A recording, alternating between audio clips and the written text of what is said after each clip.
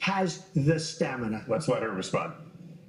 Well, as soon as he travels to 112 countries and negotiates a peace deal, a ceasefire, a release of dissidents, an opening of new opportunities in nations around the world, or even spends 11 hours testifying in front of a congressional committee, he can talk to me about stamina.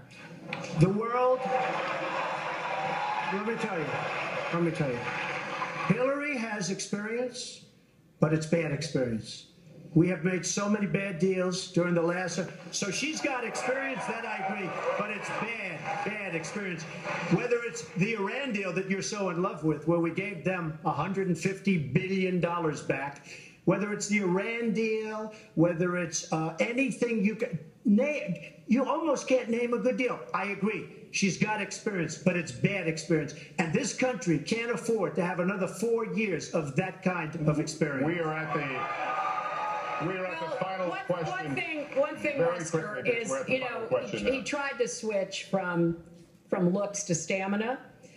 But this is a man who has called women pigs, slobs, and dogs. And someone who has said pregnancy is an inconvenience to employers, who has said women don't deserve equal pay unless they do as good a job as men.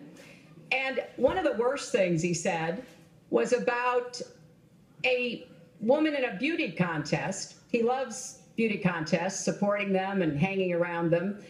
And he called this woman Miss Piggy. Then he called her Miss Housekeeping because she was Latina. Donald, she has a name. Where did you find her name is Alicia Machado. Where did you find and it? she has become a U.S. citizen, and you can bet she's going to vote this November. Okay, good. Let me just tell you. Mr. Trump, if you take 10 seconds and then the final question. Hillary is hitting me with tremendous commercials. Some of it said in entertainment. Some of it said somebody who's been very vicious to me, Rosie O'Donnell. I said very tough things to her, and I think everybody would agree that she deserves it, and nobody feels sorry for her. But you want to know the truth? I was going to say something extremely rough to Hillary, to her family, and I said to myself, I can't do it. I just can't do it. It's inappropriate. It's not nice. But she spent hundreds of millions of dollars on negative ads on me, many of which are absolutely untrue. They're untrue and they're misrepresentations. And I will tell you this, Lester, it's not nice, and I don't deserve that. But it's certainly not a nice thing that she's done.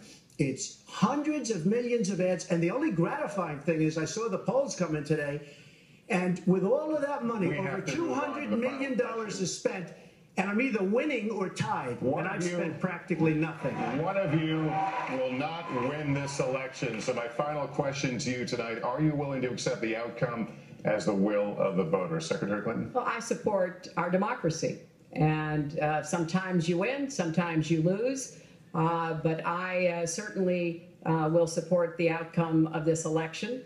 And I know Donald's trying very hard to plant doubts about it, but I hope the people out there understand this election's really up to you. It's not about us so much as it is about you and your families and the kind of country and future you want. So I sure hope you will get out and vote as though your future depended on it, because I think it does. Mr. Trump, very quickly, the same question. Will you accept the outcome as the will of the voters? I want to make America great again. We are a nation that is seriously troubled. We're losing our jobs. People are pouring into our country. The other day, we were deporting 800 people, and perhaps they passed the wrong button, they pressed the wrong button, or perhaps, worse than that, it was corruption. But these people that we were going to deport for good reason ended up becoming citizens. And it was 800, and now it turns out it might be 1,800, and they don't even know. Will you accept Look, here's the story.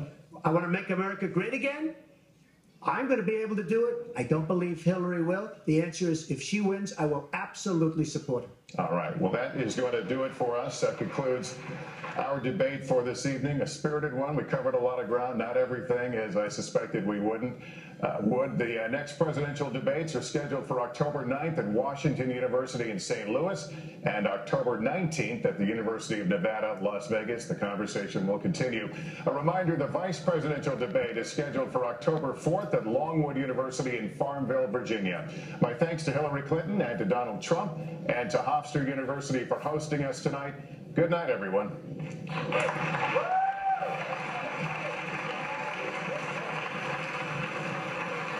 Donald Trump and Hillary Clinton. 90 minutes. We were told maybe it would